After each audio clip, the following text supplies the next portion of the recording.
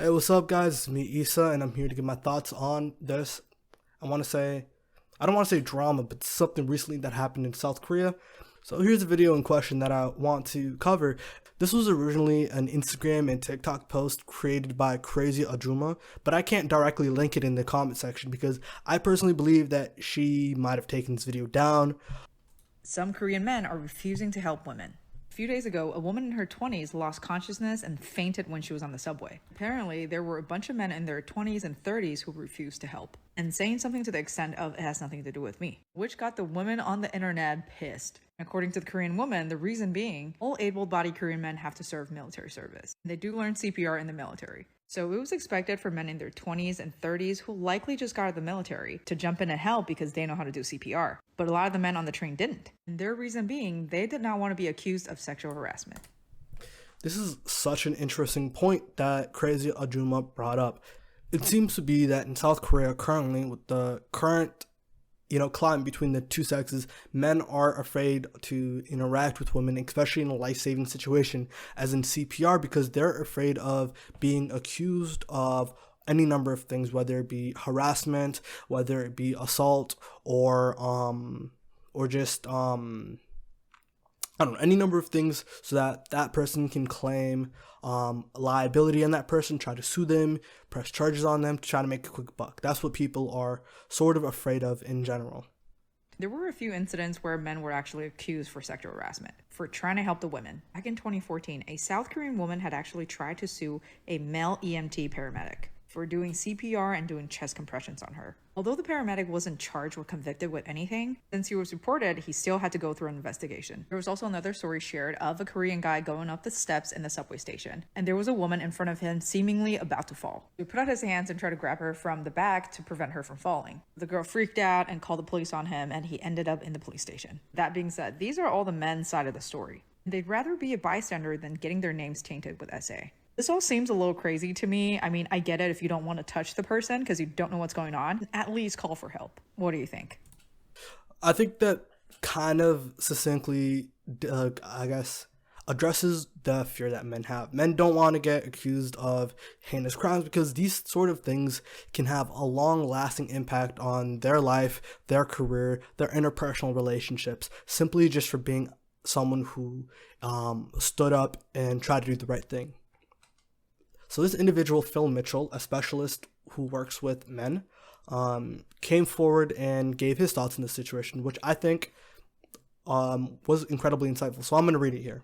Men are refusing to give life-saving CPR to women because they're afraid of touching their breasts. A few thoughts. Perhaps we're heading towards a society where women are scared abusive men will harass/physically harm them, and where men are scared abusive women will harm them by making false/exaggerated allegations. I think it's important to point out that most women do not make false/exaggerated allegations against men, and most men do not harass/physically harm women. I think this is a really important point that we need to bring up in this conversation, that it's only the extreme outlier cases where someone gets accused of something when they're administering life-saving CPR. And in a lot of those cases, they get thrown out because of Good Samaritan laws. At least in the US. In foreign countries, they may not have the same standard of Good Samaritan laws.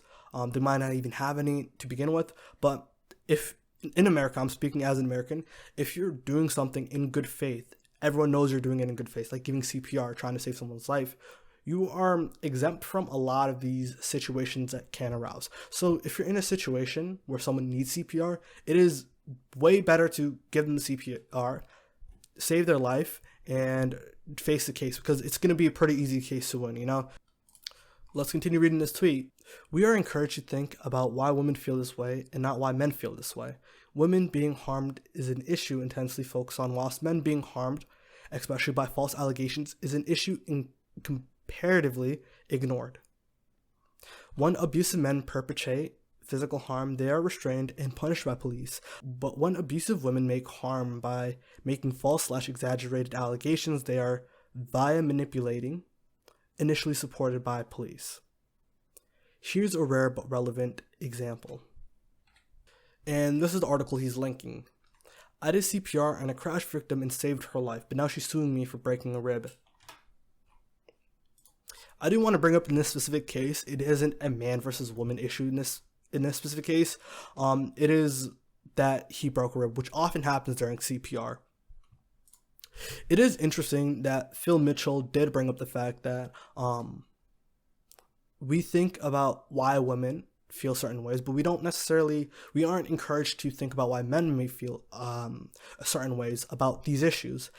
As a man personally, and looking at after looking at the evidence and coming to my own conclusion, I personally do believe that 9 times out of 10, it is better to give someone CPR and then face the consequences. The consequences are so unlikely to happen to the average person. I personally believe it to be unhealthy to have this fear mongering. Yes, there is always a chance that some psycho can try to ruin your life because you gave him CPR.